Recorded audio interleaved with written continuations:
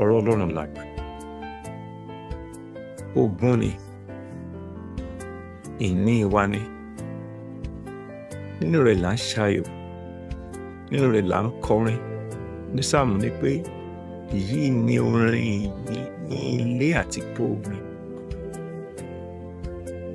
Yes, and that's why if anything moved me to sing, I think it is because of the word of God. Yes, if anything interests me in Jesus Christ, it's because he is called the word of God.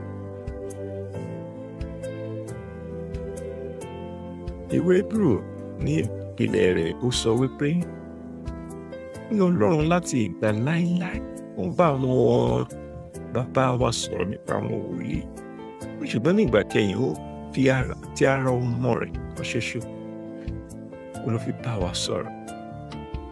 Ọ̀rọ̀ ní Kristi, ọ̀rọ̀ ìyè sì ní Kristi.